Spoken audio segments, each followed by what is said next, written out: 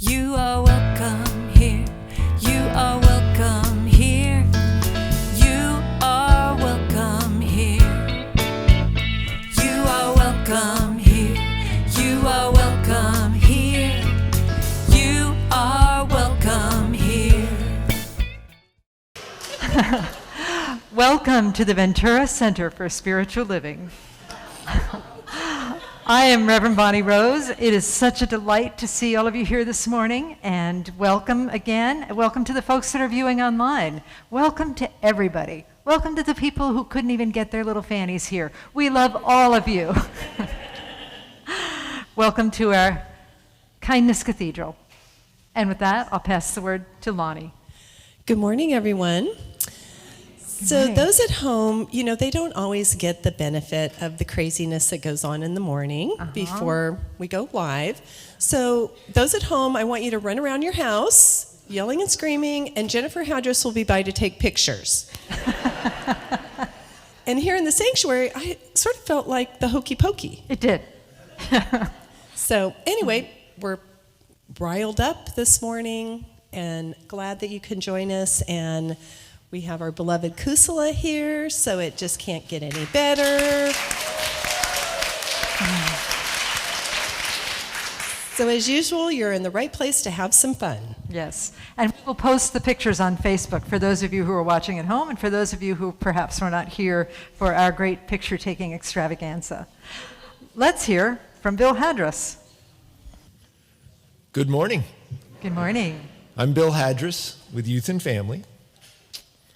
In order to experience things or learn new things, you have to grow. In order to grow, we must be humble. Who's ever failed at something? Maybe a pinky? Pinky, show of pinkies. A lot of hands? A lot of hands. Well, the first time we try to do something, it often ends in failure, in one way or another. That's okay. It's actually good. If you get better each time you do something, it means you are humble, or in other words, teachable. We learn and grow because we are teachable. So when you fail at a task or don't live up to expectations, it doesn't mean that there is something wrong with you. Your ability to withstand failure comes from your intrinsic value of being human. You are demonstrating your perfection. When you learn, you grow. In order to learn, you must be teachable. To be teachable, you have to be humble. In his book, This Thing Called You, Ernest Holmes wrote, "Lose your sense of being separated from your good, and you will find that you are united with it." So I invite you all to repeat after me.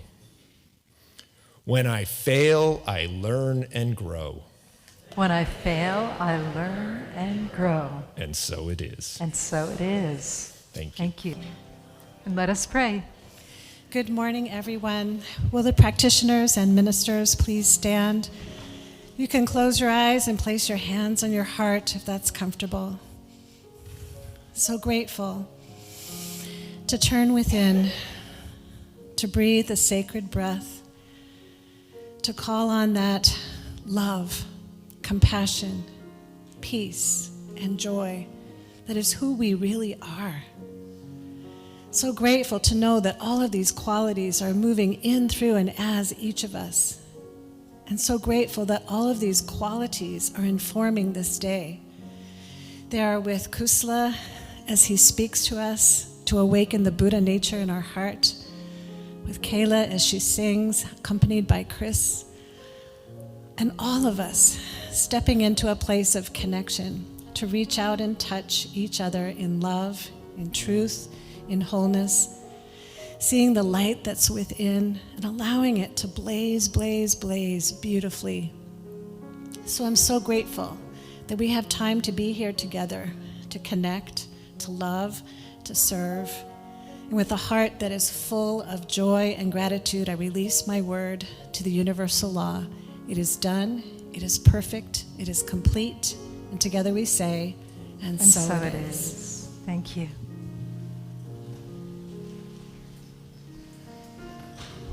And we continue to breathe deeply, resting in the words that Lita spoke to us so beautifully as we relax and let go and listen to the words of our sacred reading. Following the Middle Path from the book Stepping Stones, Buddhist Parables collected by Brian Conroy. Sonia Kolizviva. Okay then. Sona Kolisivia, I practice this, everybody, he was a forest-dwelling monk who lived in a small hut alone in the woods. Every day, Sona cultivated his practice vigorously, exhausting every effort. He practiced so intensely that people who lived nearby him noticed blood lining the paths after his walking meditations. After cultivating for many years, Sona made very little progress. He grew so dejected he was about to renounce his robes and return to his previous life. One day, he visited Shakyamuni a Buddha, for advice. The Buddha remembered that before Sona left his home life, he had been a skilled musician who made beautiful melodies on the lute. Sona, the Buddha asked, what happens when the strings of a lute are too tight? The sound is strained, Sona replied. And what happens when the strings are too slack?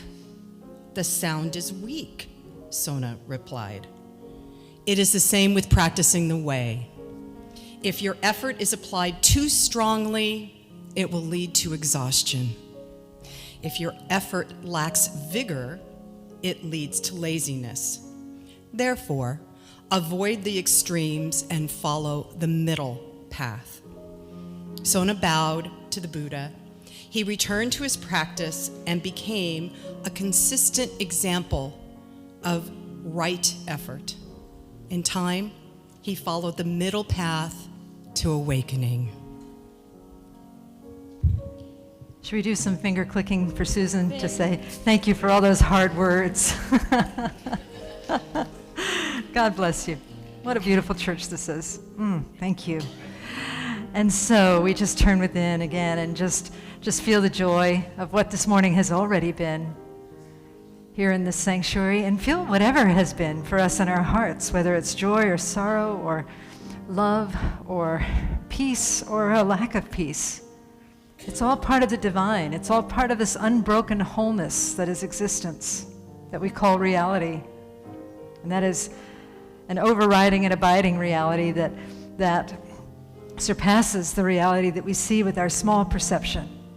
But it is this greatness of spirit that infuses and uplifts and fills everything, that is everything. And so today, as we sing together, I am remembering who I am, we remember that I am is another name for absolute reality, another name for God, for spirit, for love. And we feel the power and the presence of that goodness within us as we sing. But here's the catch. Because there's only one being here in the universe, in the cosmos. As we sing it for ourselves, we sing it for all beings everywhere. We sing it for the entire cosmos.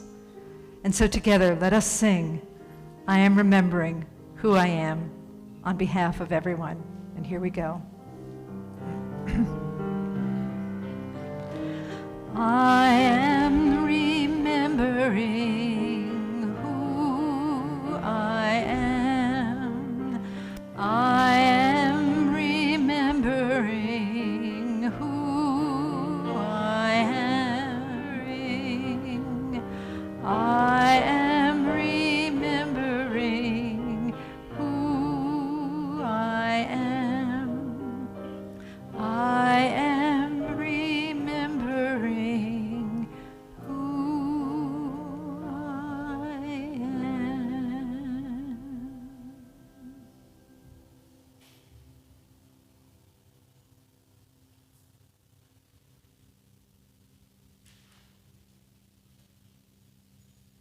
the essence of love, the essence of peace, of joy, of wholeness.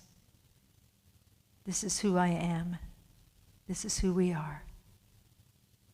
Let us remember that as we breathe in deeply, and then exhale, opening our eyes in love and in service to what is, as it is, and so it is. When I was given the theme this week, Disney felt like the perfect choice. We sometimes don't realize that a lot of Disney characters go through a lot of conflict and chaos themselves before they find their happy endings. And even then, the happy ending isn't always what you'd expect. So I hope you find inspiration in my song choices this morning.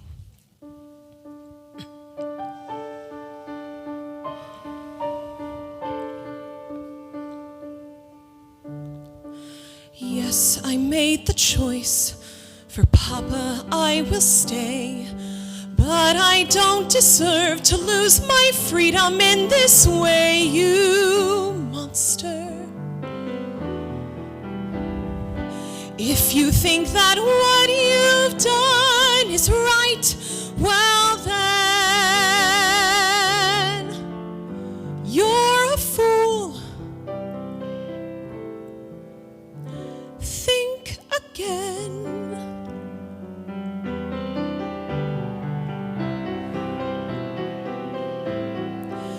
Is this home? Is this where I must learn to be happy? Never dreamed that a home could be dark and cold. I was told every day in my childhood, even as we grow old, home should be where the heart is. Never were words so true. My heart's far, far away. Home is too. Is this home? Is this what I must learn to believe in? Try to find something good in this magic place, just in case I should stay here forever, held in this empty space. Oh, but that won't be easy. I know the reason why. My heart's far, far away. Home's a lie. What I'd give to return to the life that I knew lately, and to think I complained of that dull provincial town. Is this home? Am I here for a day or forever? Shut away from the world until who knows when. Oh, but then, as my life has been altered once, it can change again.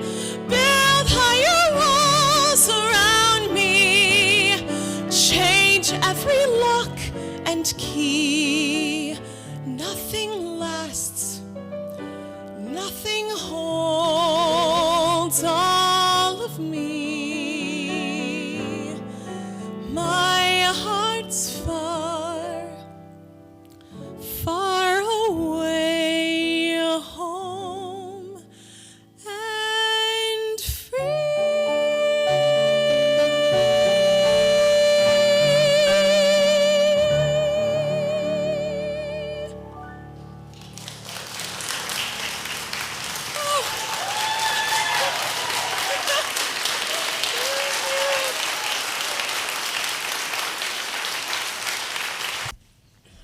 Kusala. Are you expecting an introduction? Here's Kusala. Yay! Let's give him some love.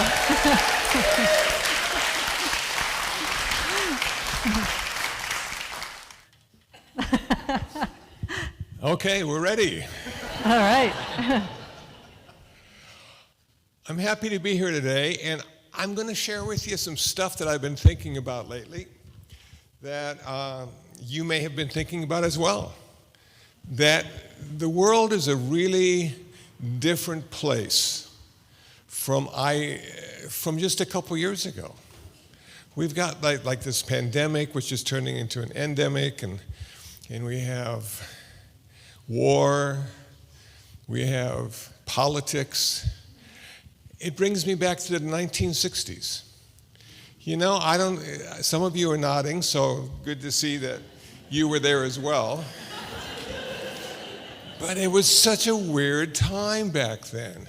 You know, we had Nixon, we had the Vietnam War, we had Tim Leary, you know, inflation. It was just like almost like it is now, except it was a few years ago. And I thought about Aaron Rodgers. Now, Aaron Rodgers is the quarterback for the Packers. And he was doing an interview. And he said, I've been using psychedelics now for a couple years. And I've never had a better season.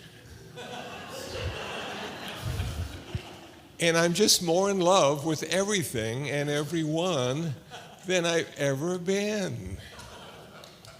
And I'm going, man, no, we were there. It doesn't work. You know, take those probiotics. That's what you need to do. So I'm listening to all this kind of stuff, and I'm going, you know what? It's chaos.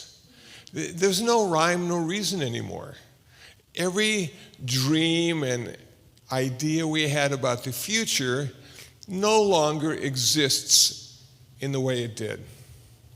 And I thought to myself, okay, how do we prepare for today and tomorrow? What do we need to do? So the first thing I thought about is we need to really work on our karma. That's our refuge. And you may not think of it in that way, but karma is everything we think, everything we say, and everything we do. It transforms energy. And then it creates a result, which in early Buddhism is called vipaka. So we have karma, vipaka, cause, and consequence. So we need to have good causes. We need to create conditions necessary for good stuff to happen to us. And after us, to everybody else. Because we're all interconnected and interdependent. We don't really exist in the way we think we do, and I'm going to get there in this talk. So how do we prepare our karma to create positive, wholesome results? Well, as a Buddhist and as a human being, one of the best ways to do it is to think about, practice, relate to the 5 precepts that we find in Buddhism. It's sort of like the Buddhist 10 Commandments, in a way. And every major religion has something to say about what you should or could do. So Buddhism says, you know, the first thing you got to do is stop killing everything. There's just too much death and destruction, and humans are sort of drawn into it. We like it. We like war. There has never been a time when we haven't been in a war. And for what? What do we get out of a war? By the time the war is over, we're dead anyway. And then there's another war. So, can we stop killing? Can you start today and say to yourself in an honest, sincere way, I'm not going to take out any human beings today. I'm just not going to do it. Even if I have a chance to, I'm not going to do it. Okay, so you start big, don't start small, start big. And then you work your way down to ants and bees and mosquitoes and flies. You know, and that's such a good practice because it allows you to take a few moments to think about the quality and the miracle of life. The miracle of life. You know, before we start looking for life in other planets, let's stop killing the life on this planet. You know what I'm saying? There we go. Okay, the next thing is don't take stuff that's not yours. You don't need it anyway. It's just something else to dust or think about or insure. You don't need all this stuff. Keep it simple. And if somebody likes their stuff, let them like their stuff. You don't need their stuff too. So just don't take stuff. Number 3, try to be in love. Now, I hate to use that word because it has so many different meanings to people. But you know, if you're in relationship, if you like somebody, just be kind to them. You don't even have to love them. They won't know the difference.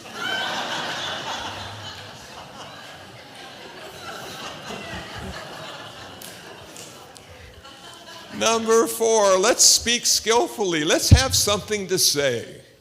You know, I listen to YouTube a lot, and I like the interviews people do, and I watch the news and how they interview people about things.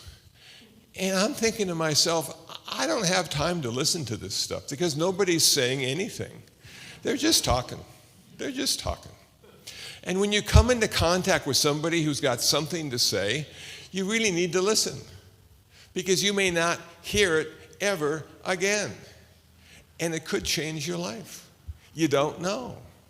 So, can we speak in a skillful, harmonious way?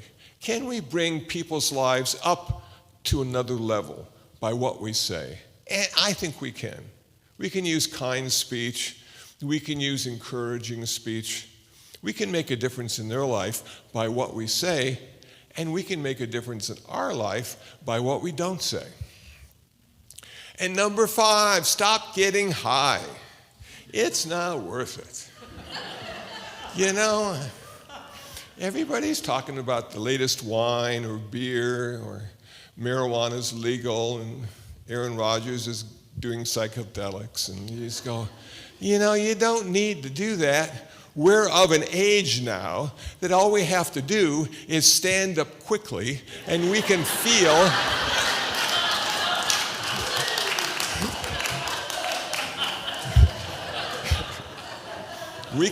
the stuff. We know. Okay. Now, let's think about 3 aspects of Buddhist wisdom that can help us get ready for the future, even tomorrow. The first aspect of Buddhist wisdom is everything changes all the time. We know that now for sure. We've been through the pandemic. Wow. And we're starting to come out, but all this other stuff keeps changing too. Some of my favorite restaurants no longer exist because of the pandemic. Some people I know no longer exist because of the pandemic. I'm different too. I'm back at Leisure World in Seal Beach. I go once a month and we have a group, the Buddhist Circle, and we talk about stuff. You know, that's my peer group. It's fun. It's fun to look at everybody and know they've been through the same stuff or similar stuff that I've been through. And we've spent years and years and years on this planet and still mess up. And it's nice to know that we can have a path or direction, and Buddhism can give that to us. So a couple months ago, one of the women that used to be there 4 years ago when I was also speaking came up to me and said, "Kusala, you've changed." I went, "Yeah, and Well, I haven't seen her since, so I'm not sure what that means. And then this wonderful woman who comes to IBMC and brings cat food decided to bring some cat food, even though we haven't been open for 2 years, but the cats are still hungry. And we're sitting on the porch and we're talking about a variety of things, and Thomas the cat comes on the porch to say hi to everyone. And she looks at Thomas the cat and says, "He's changed." I'm going, what the hell? How do you know? It's a cat. How can you tell? She knew, though. So we're facing a bunch of new people that we've never met before. They look familiar. They may be even relatives. But this is the first time we've really seen them in 2022. And we go, man. And then you look in the mirror and you say, yeah, I've changed too. Everybody keeps changing. Don't get attached is the secret. Just let it happen. It's a flow thing. It's the river thing. You know, everything just keeps going by, and now and then we like to reach in and grab something and hold on to it as long as we can because it makes us feel good, but then it's just ripped out of our hands because of impermanence and change, and we're a little depressed until we get to hold the next thing and clutch it and don't want it to go, and then that's taken away too. We gotta just relax. Let the change happen, you know? And just be amazed at how unique this life of ours is, that we never live the same life twice. Moment by moment, it's a new life, we're a new person. That's the magic. That's the excitement of living as a human being, is we can't hold on to anything. And when the bad stuff happens, just say to yourself, it's just a matter of time. It will go away. That's all you got to do. Sooner or later, everything gets better. And then you die. It's a cruel reality, this life of ours. Number 2, everything is ultimately unsatisfactory because everything changes. All the really good stuff that you like and know should be there for the rest of your life isn't going to be there. And when it finally leaves, you're going to be so bummed out until the next good thing happens. And then that leaves too. And you go, wow, this change thing has created unhappiness because happiness is so fleeting. The perfect moment is so fleeting. That good hair day is so fleeting. You know? Me and Rick know. It's just like, okay, enjoy it while it's there. Because one day it won't be. And you go, okay, I understand now. Everything changes, and that's why everything isn't very good, because everything changes, and the really good stuff is only momentary. And don't bemoan the fact that it's left you. Be happy that it happened in the first place. What a miracle to have all those conditions necessary in one place, in one moment, for that to happen. But then all those conditions keep changing, and that doesn't happen anymore. I can remember when I started to meditate, and I was having some really sort of cool experiences, close to psychedelic, but not quite. And then it stopped. You know, I had about a week of those kind of experiences, and then they never happened again. And I spent a year trying to make them happen again, thinking all I needed to do was put the 10,000 conditions necessary for it to happen together, and it would happen again. Well, other stuff happened, and that's good, but that thing that I really wanted to happen again never did, because everything changes, and ultimately, everything is unsatisfactory. Number 3, you're not who you think you are. You're just an illusion. created by school and parents and peer groups and careers and all sorts of things have come together to make you into what you think you are. But we've been through a pandemic now. We've had 2 years to reflect on who we really are. And sometimes we've come to a place that's not very comfortable because I never thought I was like that. Yeah, but you were, man, you were. And now, how am I going to be a better person? Or how am I going to be happy with what I found me to be? How can I accept it? What's the deal? It's really a good deal. We have this role that we play, and people think they know us because of the role that we play.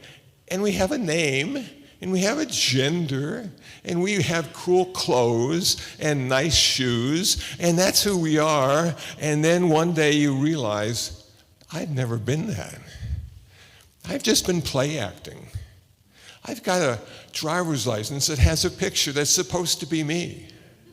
And I've got to be that person if I'm pulled over doing 100 in a 55 mile per hour. I got to be that guy. And that guy now has to explain why he was going so quickly and what was so important. And you haven't got a clue. You were just going 100 because it felt good. Man, sometimes it's not good to be the guy in the driver's license. You know, sometimes it's not.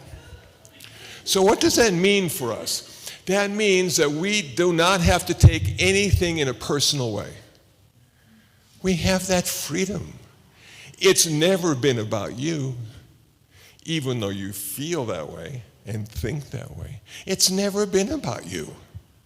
It's been about everything and nothing at exactly the same time. And is that a difficult concept to wrap your mind around? Impossible. That's why we have koans in Zen Buddhism. Questions that have no answers. Questions that can be answered intuitively, but not intellectually. Wow. So how's your intuition doing? What does your intuition say about you? Well, hopefully it's not talking at all. Because that's what the mind does. That's what the intellect does. It talks to you all the time. Chatter, chatter, chatter. Always in the background. Like a radio you can't turn off. And you can't change the channel either. It just keeps going and going and going. But sometimes you have to redirect your attention to infinity, to the ultimate source, however you want to play with that. That's the place. And I've told this story before, but I'll just say it one more time. When I was in military high school, yes, I was in military high school because I was a real jerk, but I became a man because of the regiment of military high school. But I was on the track team. I was thin, but I was strong. I was angular. And I did the shot put. And I was pretty good, better than I was supposed to be, I thought. And I was in a track meet with another high school, and it was my turn to shot the put the shot, move that iron ball into the distance. So I said to myself, this is going to be so cool. I'm going to show everybody how good I am. I've been practicing now, and I'm confident, and I know I can do it. And there'll be applause, and maybe even a standing ovation after that put is shot. And that shot is put. I did the worst I could have ever done. I so overthought what I was going to do, and it didn't add anything. It just made it so much harder to do what I normally do because I was thinking about all the stuff. Oh my gosh.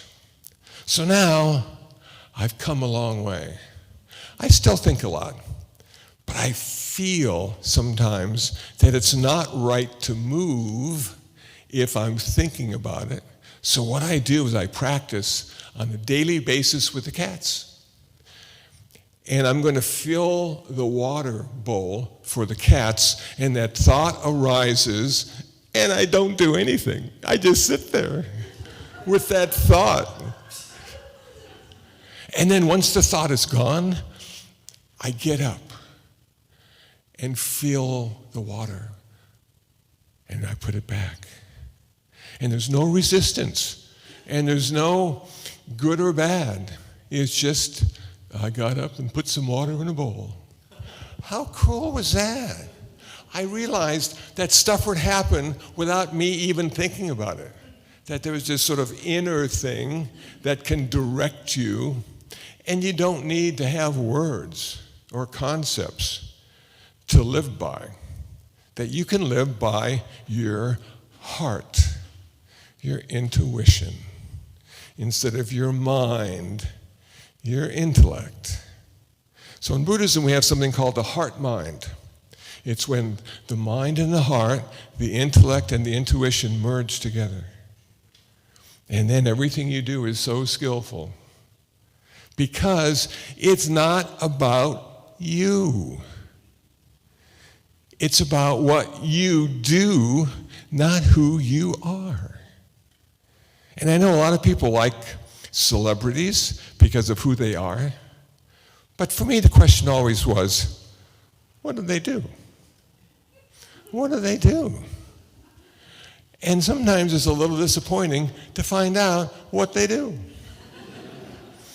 instead of who they are. Wow. You know, one of my favorite channels on YouTube is Hollywood Graveyard. Now, I know it sounds a little dark and depressing, but you get to look at all these cool gravestones. And then you get to hear about their life and why they ended up there. And sometimes, you know, cool personality, really special person, and they got this little rock with a name on it. And you go, wow, a whole life spent being who they were, and then they ended up with a little rock and their name on it that probably most people are never going to see or find. So what does Buddhism say about life and death? Buddhism says you only got one thing to really worry about. That's your karma. You got the 5 precepts, you know how the karma thing works. You got the karma. Karma is what's transferred from this life to the next. Karma is the only baggage you get to take with you. Those golf clubs that you just bought and love, no, they don't go. How about that car? Some people are buried in their car, but that doesn't go either. How about that wife and kids? No, they don't get to go either. They can't do anything for you. How about all your friends? No, they'll be there dividing your stuff between them, but they can't go either. So the only thing we get to take with us, as we go into our next lifetime, is what we think, what we say, and what we do. Wow, make that a priority, and you'll have a wonderful life and a really good death, too. Thank you for listening. I appreciate your time.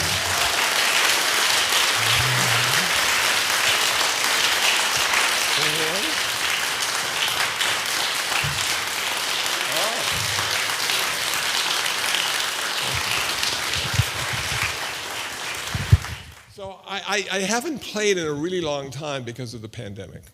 So I'm not sure what's going to come out.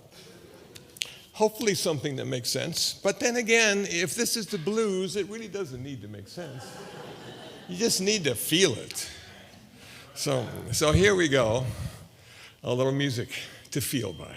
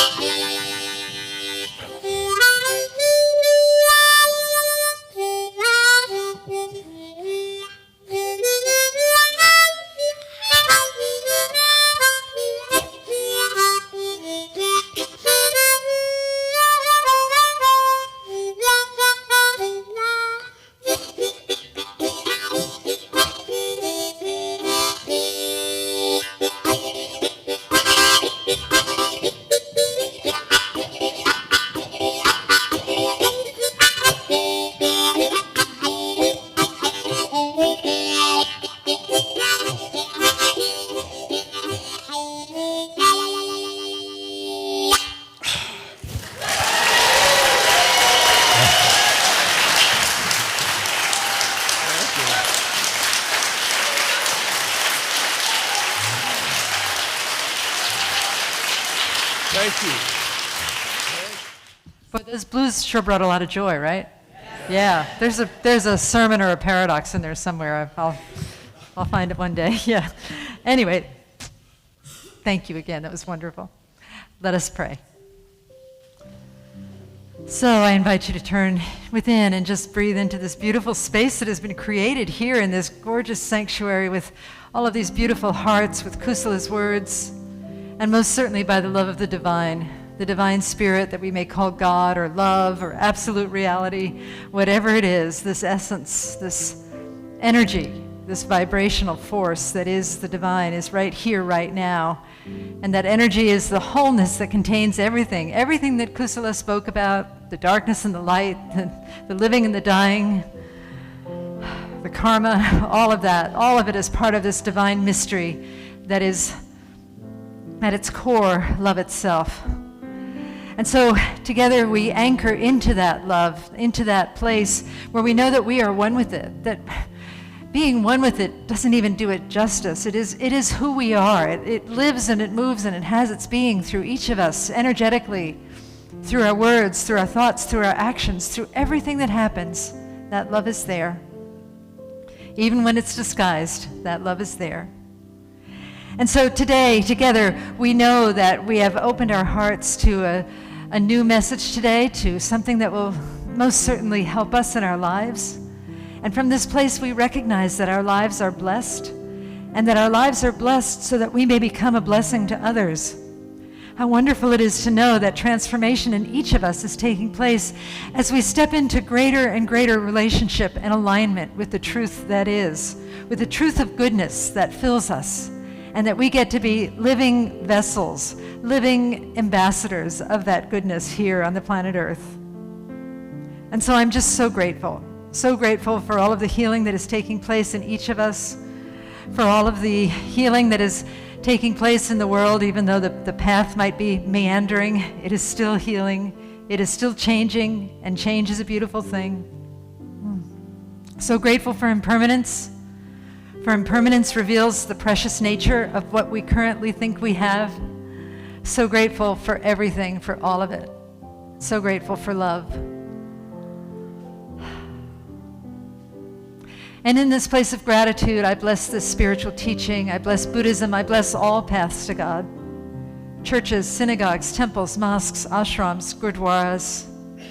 I bless fundamentalists and atheists, agnostics, all beings everywhere, for all beings are a blessing. Filled with gratitude, I say thank you, Spirit. Thank you, love. And together we release these words into the infinite mystery. And together we say, and so it is. Namaste.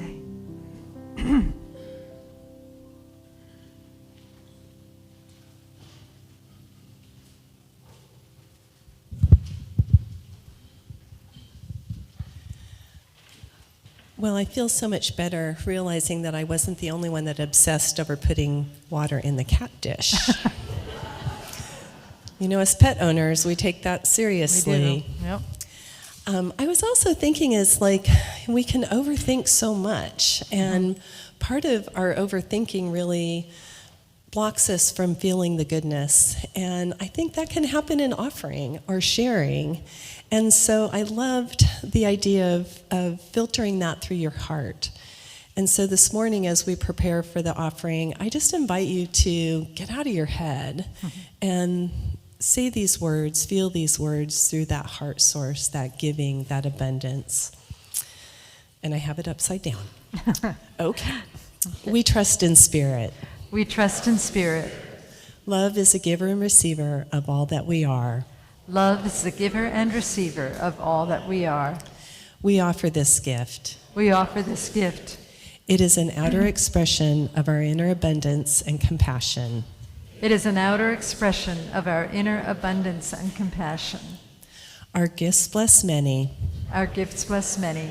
And return to us multiplied in miraculous ways. And return to us multiplied in miraculous ways. So that we may give again. So that we may give again. And so it is. And so it is. Thank you.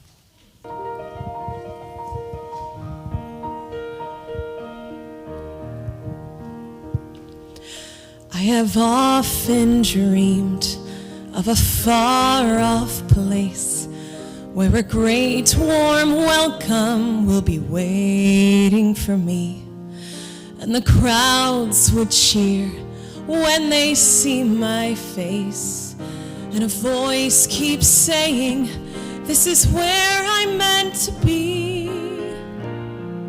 I will find my way. I can go the distance. I'll be there someday. If I can be strong, I know every mile will be worth my while. When I go the distance, I'll be right where I belong.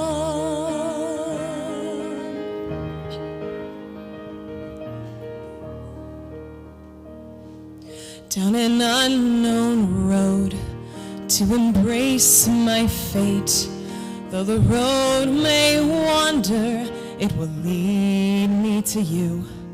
And 1,000 years would be worth the wait.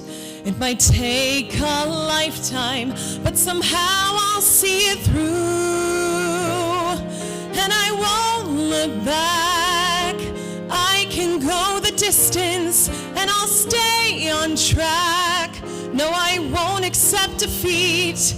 It's an uphill slope, but I won't lose hope till I go the distance and my journey is complete.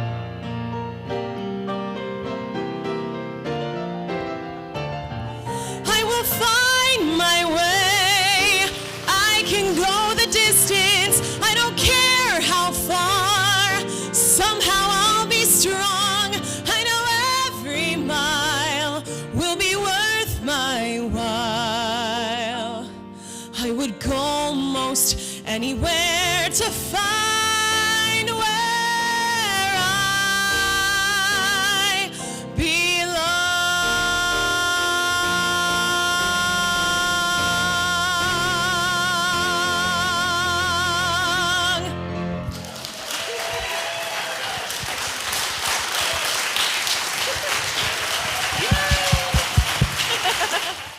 Great.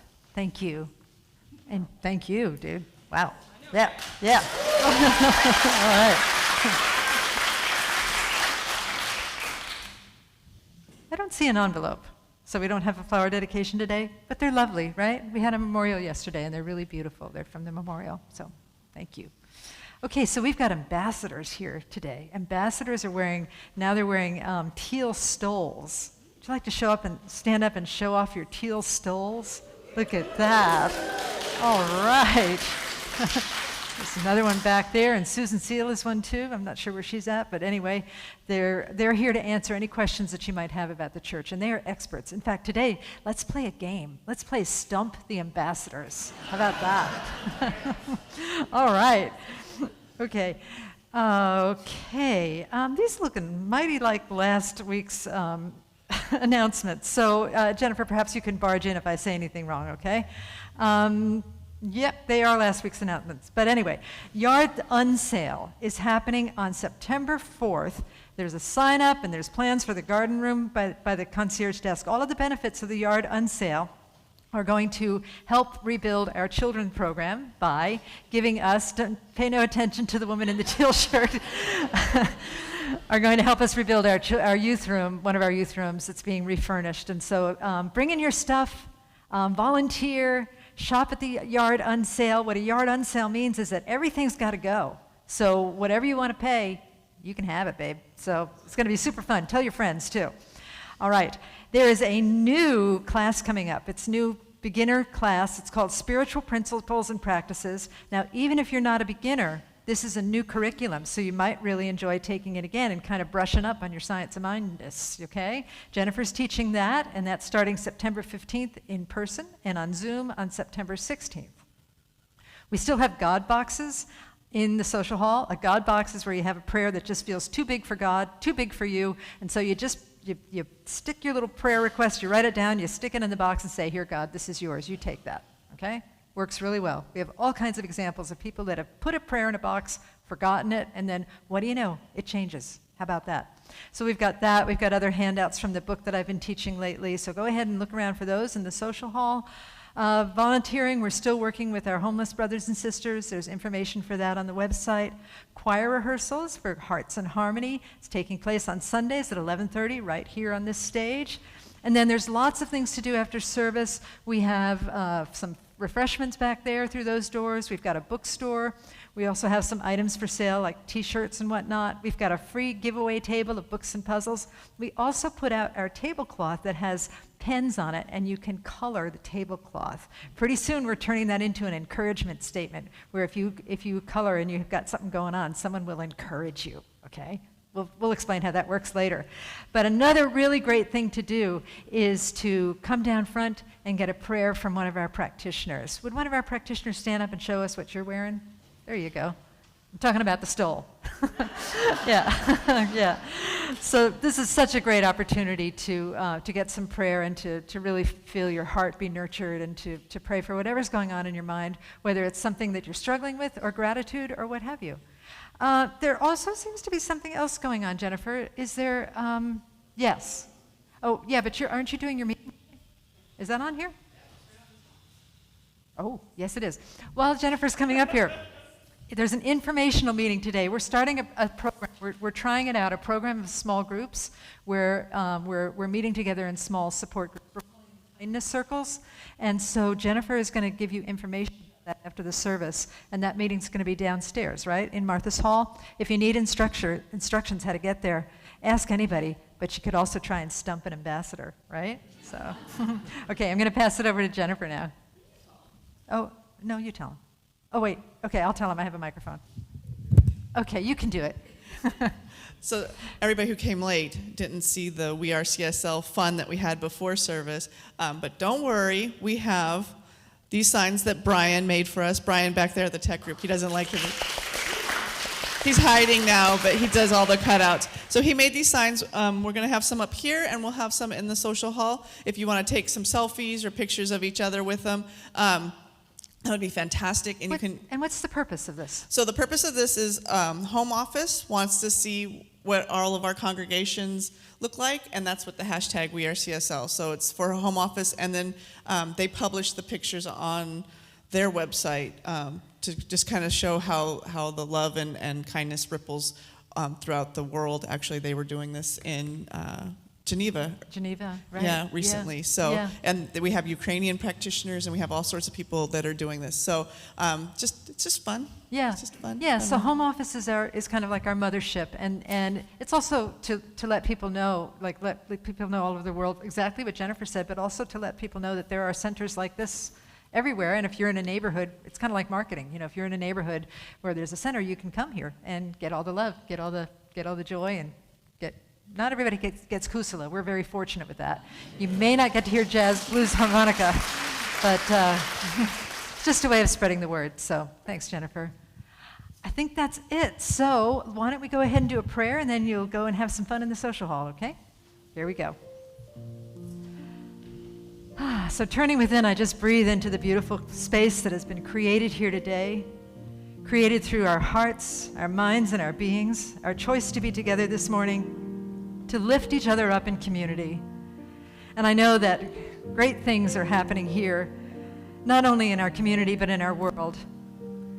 Even despite all of the things that look like they're going wrong, that's just part of things going right. That there is always a process of cycling, a process of death and rebirth. And we're in the midst of that process right now, but we have faith and we have courage that everything is conspiring to bring greater and greater good into our lives. And we also have faith and courage that we get to be part of that change. We get to be part of the change that we wish to see in the world. And so today, let us commit together to doing just that, to bringing these principles out into our world, to loving one another, to even loving the people that we struggle to love, and just being beacons of kindness and grace and light and joy and love in the world, just as we are. With a heart that is so grateful for this gathering this morning, I say thank you, Spirit, thank you, love. Together, let us release these words into the divine mystery, and together we say, and so it is.